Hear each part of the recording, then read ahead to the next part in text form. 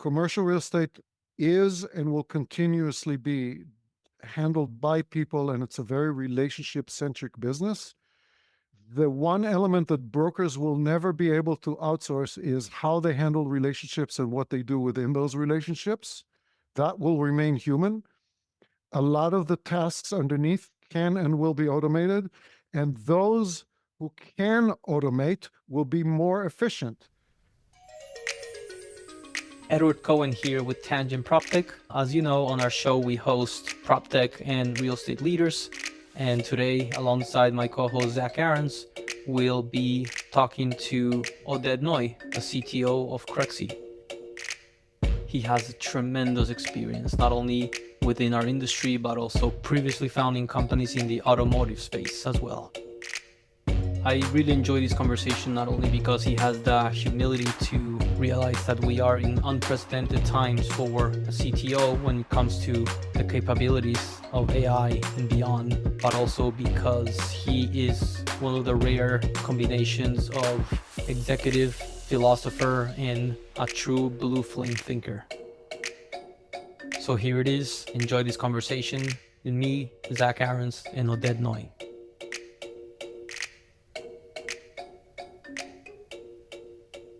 Today on Tangent, we have Oded Noy, CTO of Crexi. Hi, Oded. Where does this podcast find you? Thank you for inviting me. Podcast finds me in Los Angeles, California, where Crexi is headquartered. Great to have you. So for those that may not know still to this day what Crexi is or does, or maybe living under a rock, just quickly summarize Crexi and your background. So Crexi was founded in 2015. Our mission is to elevate commercial real estate through various aspects of technology. We have 3 product lines: Crexi Pro, who mostly sells brokers; Crexi Intelligence, which is a data product that both for the supply and the demand side, and the Crexi Option platform. So far, we have 2.7 or so trillion in property value. To date, we had like 26 billion square feet transacted on the platform.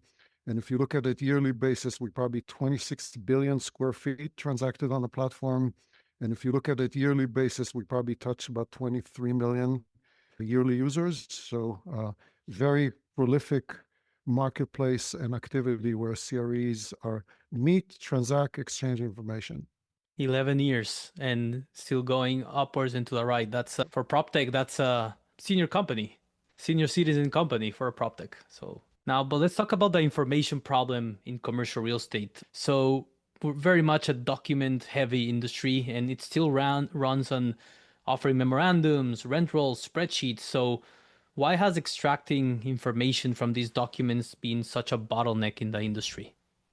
Any transaction that happens in commercial real estate is a long state transaction that happens over a reasonably long period of time. Of course, it's the goal of Crexi to shorten that period of time, improve liquidity, improve speed of transactions, but it does happen over a period of time. During that period of time, there are different market players, from a broker to the seller to the buyer, their lawyer, their insurance company. There are different players that enter and touch that transaction in different ways as it goes along through that arc of experience. Each point of that journey, there are 2 things that happen. One, there are tasks that need to get done, and to specifically address the question you asked, there's information that needs to be exchanged. Regardless of how the format of that information needs to be exchanged, little by little over the years, names were given to particular assets of articles. So if a broker wants to convince a seller that they're going to use them, it's called a broker opinion of value. If I'm going to position my property for sale, there's an offer memorandum that describes what it is. Each one, but I can think of 15 more of such materials.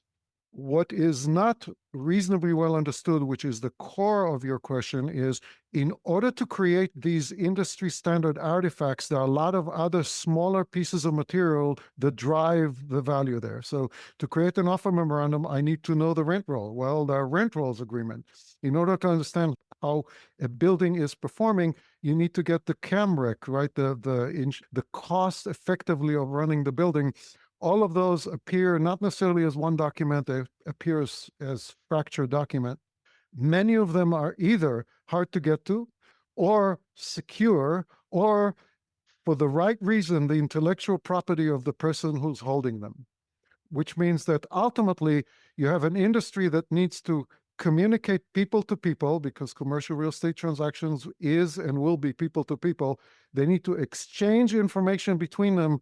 How that information exchange is orchestrated is the challenge of the industry and what keeps me up at night on a regular basis. So you're telling me that Zach's AI that just offered me to buy a property is not a real deal? Understanding what property you're going about to buy, understanding why you're buying that property. Let's take an example. So there's a building on 55 Meyer Street that looks good according to the comps that I'm going to be, and you and I decided we're going to put some money each and we're going to leverage it and go buy that building without knowing how the rent rolls and what is the lease comps of the people who are going to that building, how that compares to another building, and whether they're below market and are about to expire or they're above market, and therefore we're going to get a attrition of customers or tenants in a building as soon as we sell it, is a huge difference between the decision to do it and the decision not to do it. All the information I just described is not readily publicly available information. Mm-hmm. So doing it just by yourself in the open based on public knowledge that's available to ChatGPT is not the right approach here. It just doesn't work. Thank you. Zach, curious about your take on this debate on information versus intelligence. Commercial real estate, we don't lack data. Oftentimes we just lack usable intelligence. So how do you see, the difference between having information and actually having decision-making insight? Yeah, I think to underscore what Oded just said, if you don't have access to the relevant hyper-local market data, which is becoming easier and easier with tools like Claude Cowork that you can have link up with your data sources, whether that's your Crexi account, whether that's other real estate data platforms that are walled off. Without that, it's almost impossible to analyze an asset. And the limitations of the current public data are significant, despite the advances of scraping and analysis. We've looked at tools that analyze every single local neighborhood council meeting, for example, to see if a particular district is in favor of a certain type of development or against it. There are tremendous advancements with public data, but the decision of put in an offer or not, and if so, at what price, it really boils down to not just the specific data at the asset level, but as Oded suggested, the data of the surrounding assets. If a company is selling at a premium because they have artificially inflated rents or rent rolls that are going to turn lower because the rest of the neighborhood has turned lower, that's the difference between making a good investment or a bad investment, or not submitting an offer or submitting an offer. And there's just no way to find that data and ensure its accuracy through exclusively public sources. That's a very good point, because really one of the most valuable assets in private markets isn't really public data. It's the proprietary deal data sitting inside firms' internal files. I think this is why the brokerages, the big brokerages themselves, are uniquely positioned to really leapfrog and to take advantage of the AI revolution and make that data accessible, at the very least to their teams, but hopefully to the larger industry, for those that have a growing the pie together mentality, if you will. I was not remotely thinking that this subject will come up that way, but I was lucky enough to be the co-founder of TrueCar. And the same could be said of what we did there, where how much people actually paid for a car was completely opaque to the industry until TrueCar came to be. And the way we did that as a founding principle is exactly what you just said, Edward, which is the sum of the good for the entire industry, everybody will eventually participate because it actually does better for everybody. And the idea that I, as an investor, or I, as a broker, have pieces of information that I want to keep that's only mine is true and will always be true, and Crexi will always honor that, which is one of the product we launched last year is called Vault, because it is your vault. It stays there. We don't mine it. It's yours. However, your view of the market, if you spend time to lower the market, you have a lot of pieces of information that sits that you've collected over the last period of time, year, months, that creates a unique picture that you have of the market, of the particular areas that you're interested in. The problem is it's sitting dormant on your disk. It's not coming up to life. And the value of that data, as far as the industry is concerned, far outweighs what only the bigger brokerages have access to the market, because it's all of the investor community that does the same thing. And we have lots of examples of how that happens in what we see from a Crexi vantage in our customers. To that point, it's truly been exciting to see how Crexi has, evolved in not being just a marketplace, but it's looking more and more like infrastructure. Kind of reminds me of Amazon started selling books, Bloomberg started with market quotes, and both eventually became infrastructure for the entire industry. How does the platform evolve from a place that used to just list deals into something closer to an operating system for commercial real estate transactions? In a way, I'm going to tie back to what I said at the beginning of this, which is the journey of a commercial real estate transaction has a lot of touch points that have tasks that people take, and that some of those tasks generate some form of collateral, formal or informal, that people exchange between them in order to proceed along the arc of the transaction. If I was in Claude calls them skills for all the tasks we need to create. That said, in the arc of the transactions, there are hundreds of such activities that need to happen. So increasingly, Crexi has the most important asset, which is this is where the people are, and this is the brand that people trust to share the data because they know it's good for them and it's good for the community, and they trust us to honor their request of security. So when they say this is in my vault, we never transgress that, so we honor the security request. What that means, however, that increasingly how we're able to leverage AI to automate many of these tasks in order to provide more and more points for along the way. For example, one of the products we're launching shortly that is in beta right now, it's called Crexi Create, the ability to generate broker opinion of value and generates offer memorandums and generate marketing collateral that you would use on social media, all is part of this Create, because once I've uploaded the materials I have about the building, I can generate a lot of different capabilities. Crexi's idea is we touch as many people as we can with as many data that we trust that those people move around, and now our ability to automate as many of those tasks along the way creates an environment where we de facto become that operating system, Edward, for the industry you describe about. And that is the vision here. Such a critical descriptive of how you said data there, data that we trust. It's not the most amount of data. It's not all the data that each client has. It's data that you trust. And ultimately, again, for commercial real estate players to give you that data, they need to trust you ultimately and need to trust your company. And you need to trust that data that you're going to then display. So it's trust is at the core of doing a transaction, but also using which tool to adopt or which software to adopt. With your CTO hat on, and also curious what Zach would advise his founders in this topic. You're coming up with new products, new solutions, being very in tune with your existing users. How can you serve them more, better, stronger?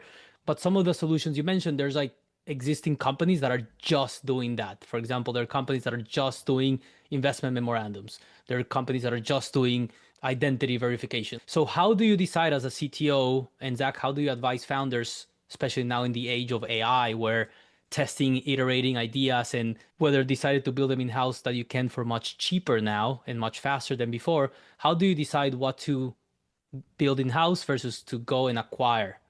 For those of us who are practitioners in the field a long time, the last 3 months have been a complete transformation of how we see the landscape.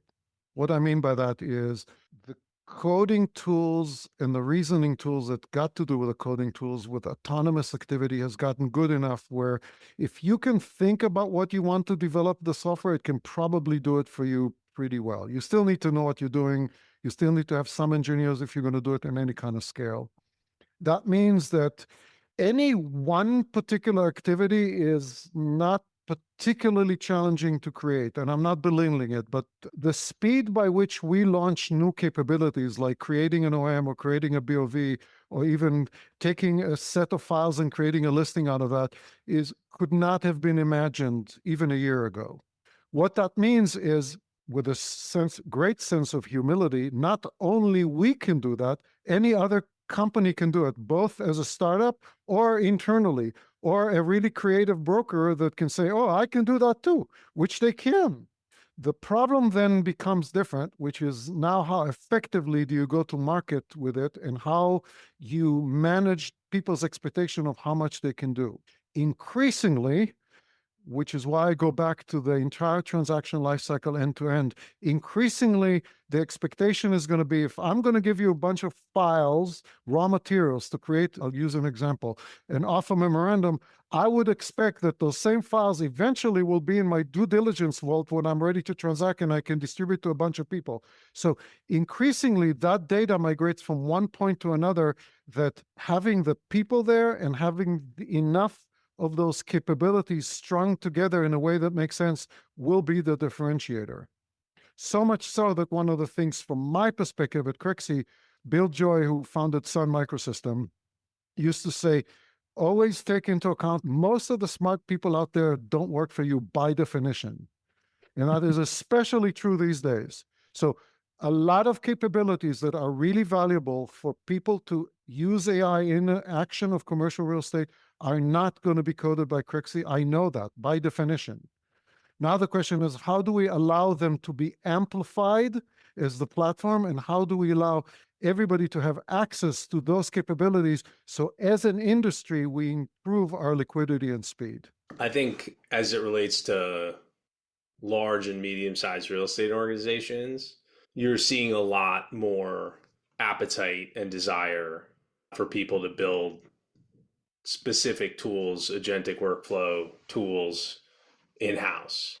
That said, the larger the organization gets, the more controls usually exist around the data, around the existing communication systems. So certain organizations, for example, have gone all in on Microsoft, which in one way makes sense because you can use Copilot to query all of your documents. You know it's safe and secure. You have a trusted partner that's been around a long time. However, it makes it challenging for the entrepreneurial tinkerers in your organization to try to build their own thing, like many smaller organizations who are not wedded to one AI partner have shown themselves capable of doing. We're finding with our consulting work at Metaprop Labs, we're working with medium-sized, small, and large real estate organizations, is that there is a way to thread the needle where you work with an agency or some sort of application layer technology to create a safe sandbox that complies with all your data, your protocols, your security, but enables people internally to hack and build stuff. I've never seen real estate people without computer science degrees in my life up until 6 months ago with the level of sophistication and interest and capabilities, by the way, in building their own agentic workflow tools.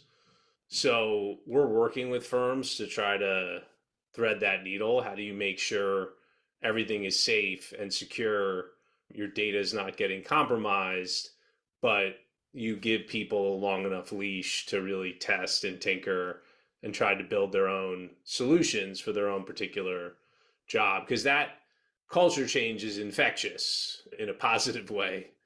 The people at the top just have to figure out what the policy is for making sure nothing gets compromised from that.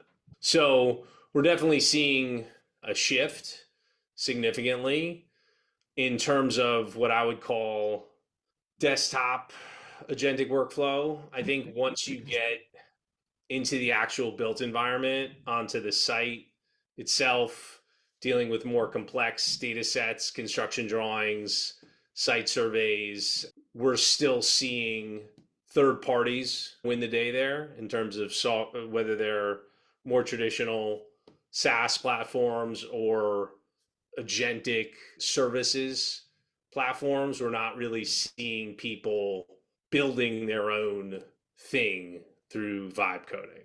There's just a disparity in terms of the current capabilities of the foundation models, where they're able to do certain things, whether it's work in Excel, work on legal documents, they really couldn't do 3 to 6 months ago.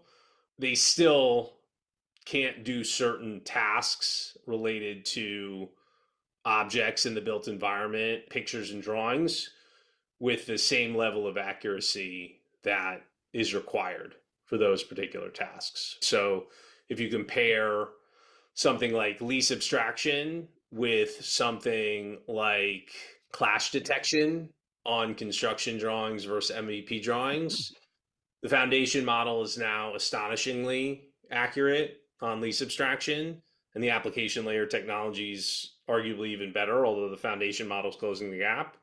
Still not up to snuff on something as important as construction documentation review, for example. So you hinted at this earlier, Oded, that you're helping compress that transaction time, and commercial real estate can take months, oftentimes years. How does AI help compress that deal cycle? The future of real estate comes together again next September at Blueprint in Las Vegas. You'll join more than 900 built world executives and over 850 startups and investors who are shaping how the industry works from construction to transaction.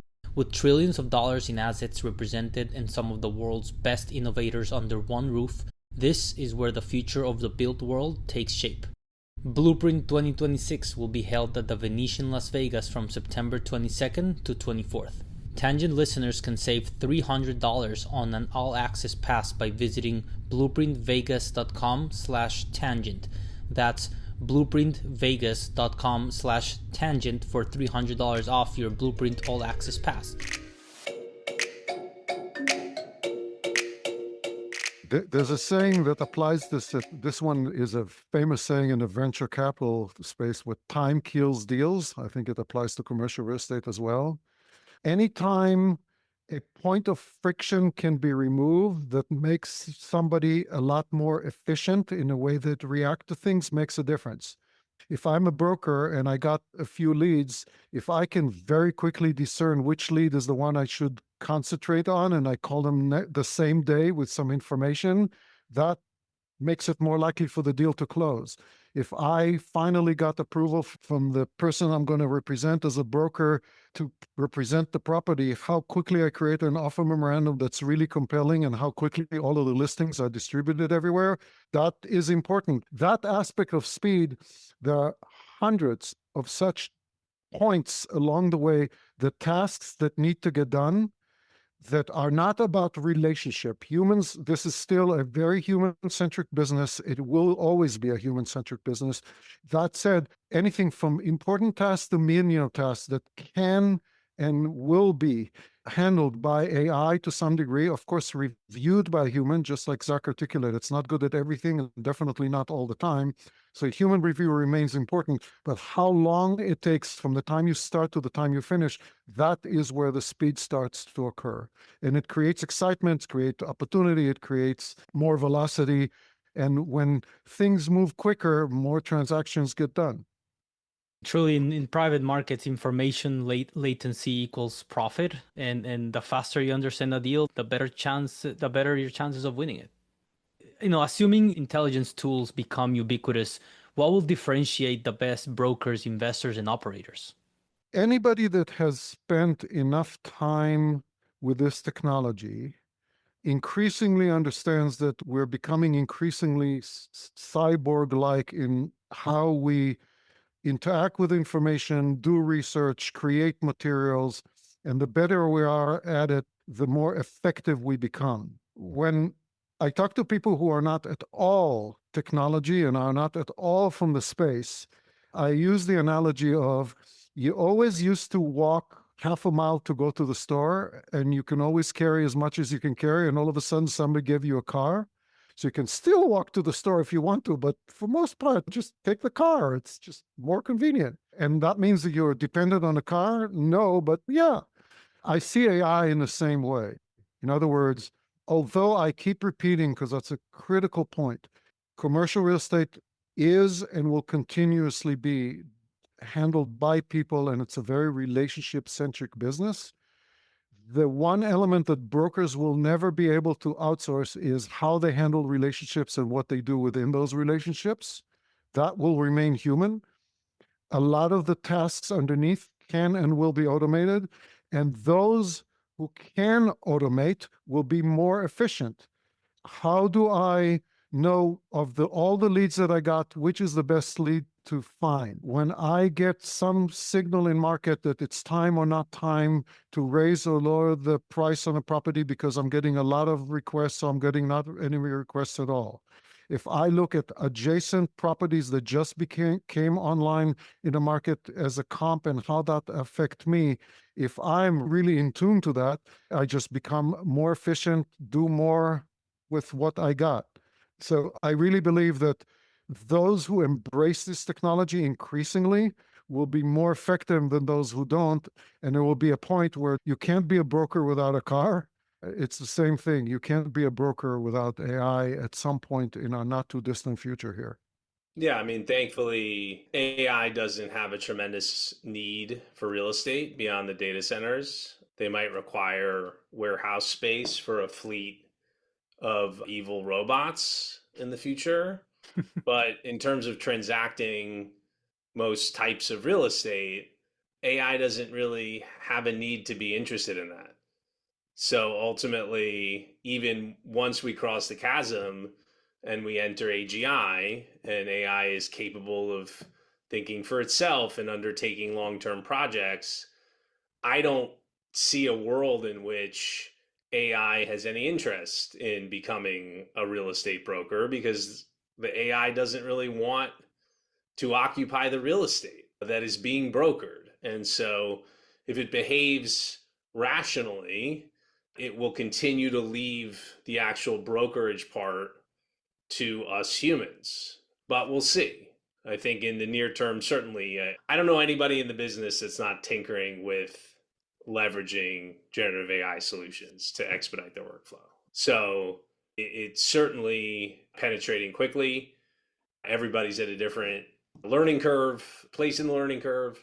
Everybody's at a different comfort level. Some people have genuine reservations about using AI too much, whether that's energy related, whether that's moral and ethical issues with it. I think there's a huge spectrum of use, but everybody's using it. Just everybody started using platforms on the residential side like the MLS. When those started to proliferate, started using online platforms like Crexi, LootNet. Once those started to proliferate, those that knew how to use it the best were in most cases outflanking the competition. I think you're seeing something very similar, just penetration is exponentially deeper in this particular wave. If we take proxy of e-commerce, if this was mid-90s, if I did a mail order, because you couldn't order anything on the internet, if I did a mail order and something arrived 2 or 3 weeks later, I would consider it completely normal. That's how long things take.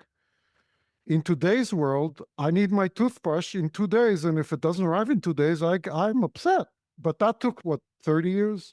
The expectation for us as a consumer on the other side, and now I'm talking about outside just the brokers, I'm talking about everybody else that transacts around these aspects of the industry and prop tech in general, consumer and otherwise, is going to increasingly change of what level of bespoke, timely service they expect to get in a way that exactly what they wanted, exactly when they wanted it. And it will dramatically shift.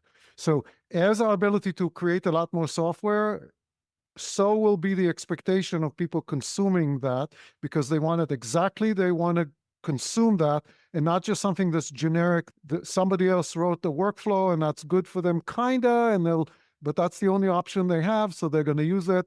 Instead, now I can build exactly the way I want to do my workflow. So that's increasingly going to be my expectation, and the industry needs to evolve in order to support that kind of expectation. Well said. And to be honest, if you don't have a toothbrush for 2 days, not only you will be upset, but everyone around you as well will probably be upset. But to Zach's point earlier, the other day a founder pitched me talented founder is building a AI cold calling for canvassing. And I want to give that AI 1 month of cold calling in New York City for that AI to quit, because it truly takes a thick skin from a human to do it. But in all seriousness, so if we go back to early 20th century, people had horses and they were asking for faster horses. So existing workflows, people want them to be simpler, easier, faster, but more likely a lot of these workflows will look very differently, or some of them will completely go away sooner or later. So if we look ahead 5 years, 3, 5, 7 years ahead, what gets automated next? What part of the commercial real estate workflow do you think will disappear entirely or will look radically different? Great question. I'm not sure they disappear. How they get executed would look radically different. I also believe that everybody that is in, not necessarily the broker themselves, but all of the information, the knowledge workers that touch that information along the way, most of their job descriptions will be a little bit different. So here's what I mean by that. I'll give an example. I go back because it's just a simple, visceral example, and we talked about it a lot, so it contains, hopefully, the thread of the conversation for our audience. The notion of building an offer memorandum, right? So I need to collect information from the buyer, and then I collect a set of files that I put in a folder somewhere, and it will have anything from Camerex to rent rolls to pictures of the building to comps, and I collect all this information in a hodgepodge set of files. And then I give a knowledge worker all of those files in order to create the material that goes into the offer memorandum. And that material then goes to the designer group that then does their designer group. And then there's a design review that matches all of my brand guidelines. And all of that touches people along the way.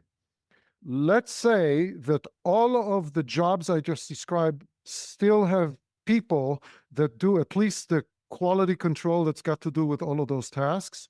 However, if they're all leveraging AI, in 3-5 years they're going to, then the artifacts that they exchange between them are much more AI-friendly artifacts rather than human-friendly artifacts.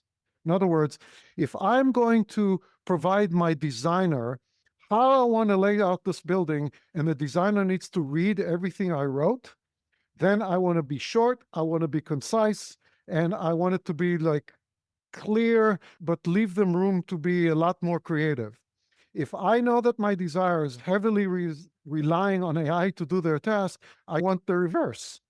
All of my context needs to provide their AI all of that context that AI knows how to read. So I actually want it to be reasonably verbose, because it can read like a 200, 300 line page document to describe how it is that I'm thinking about the thing that I didn't write. I told the AI because the AI knows my style.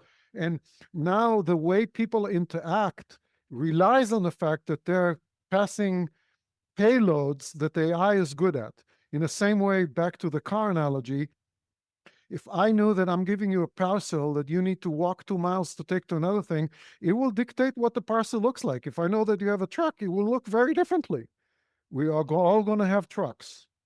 So what can I give you that's a much heavier payload because you can carry the weight? You're a cyborg now. That's how it's going to morph. Yeah, I don't see a lot of the workflows changing fundamentally. If an agent's executing it, if it's humans executing it. I mean, obviously, the biggest potential changes are not on the purchase and sale, due diligence, underwriting side of the business. Like, probably on the design and build side of the business is where you might see completely different workflows, but my view is same workflow. It's just an agent doing a bunch of it instead of a human. But I could be wrong. I mentioned earlier I was a co-founder of TrueCar. I met my founder in Cars Direct. So I go back to 1997. By 1998, we really understood how to build a technology to do end-to-end transacting online on a car in Cars Direct. We're at 2026 now, and that's still mostly not true.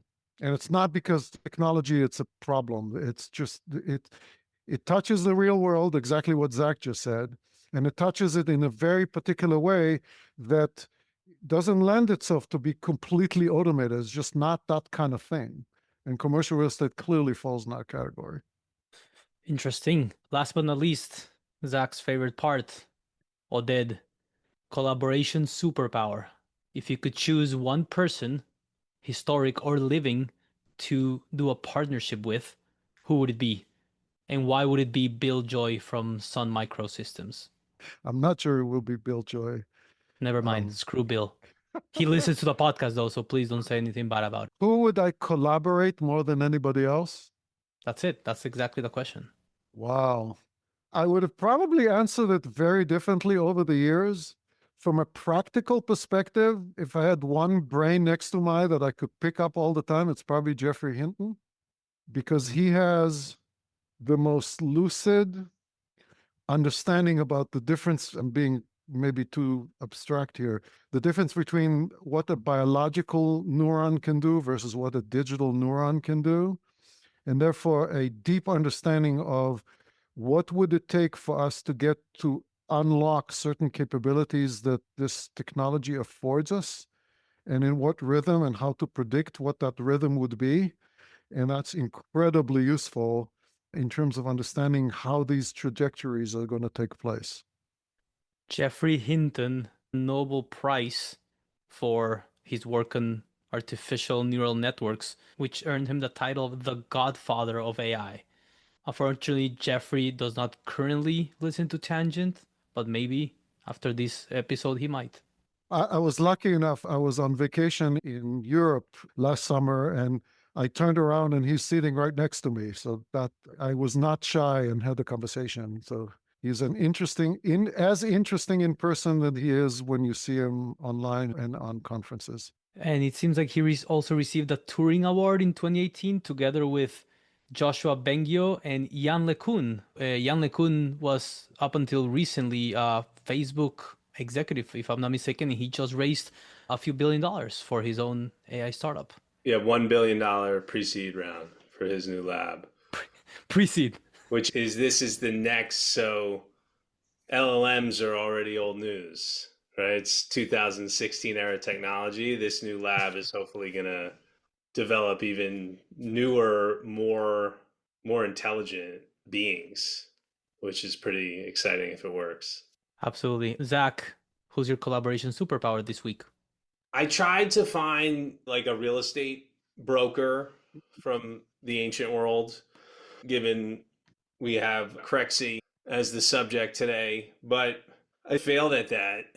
There were types of real estate agents, more so legal mediator type folks, but I couldn't pull any of their names.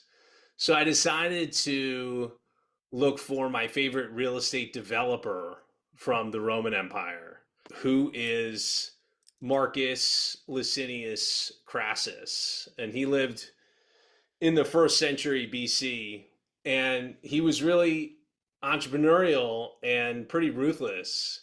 He had his own private fire department, and he would travel around Rome with them, and he would go to whichever neighborhood where there was the biggest fire. And while the families were evacuating their homes, he would offer to buy the homes and all the buildings around them for a very steep discount. Once they relented and sold the property to him, he would have his private fire brigade put the fire out. He was also vertically integrated. He had his own construction company. He would then have his construction company come in and build brand new housing and rent it out for a sort of baked in cap rate that was much, much more attractive than what he purchased the property for. So this pretty ruthless tactic propelled him to be the largest landowner in all of Rome by the time he died around 50 BC. And I believe the richest man in the city as well, which is an impressive feat. I don't want to pattern my career after his, but people tell me that maybe I'm too nice, I'm a pushover. I think collaborating with someone as ruthless as Crassus could give me a little bit more edge in my current negotiation postures. So that's why I'd like to collaborate with him particularly. I'm curious, did he die of natural causes? Yeah, I have to look it up. Yeah, he did. He probably made more than his fair share of enemies in the city. Hence my over his question. career. But he lived pretty long. I think he lived till he was like 75, which is pretty Wow. lengthy life for that era. Roman. Cause But of death, killed in action, according to Wikipedia, unsurprisingly. in a military campaign, though. Naturally, in action. Yeah, he was also a military leader. Better way to go out than getting stabbed in the back by someone who had sour grapes because you bought their burning property for 5 cents on the, what was the current, I forget the, whatever the currency was at that time in Rome, but was it denarii? 5 cents on the denarii? I don't know.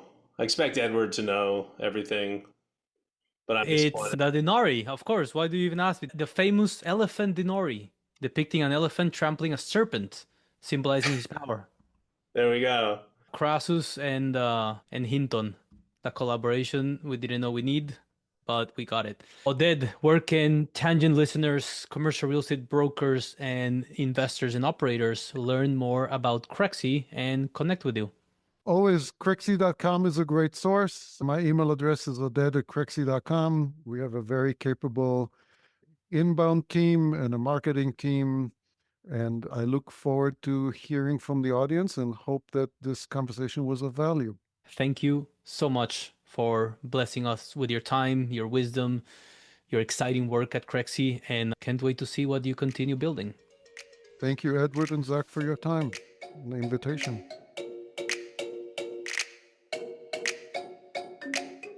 Muchas gracias, and thank you for listening to this episode of Tangent PropTech. If you learned something new or enjoyed the conversation, text a friend the link to this episode right now. You can find links, resources, and ways to connect with us in the show notes, or reach out anytime at tangentcommunity@gmail.com. We love interview suggestions, topic ideas, or just a friendly hello. If you're building something impactful in real estate or tech and want to reach our audience of decision makers, investors, and operators, email us. That's tangentcommunity@gmail.com.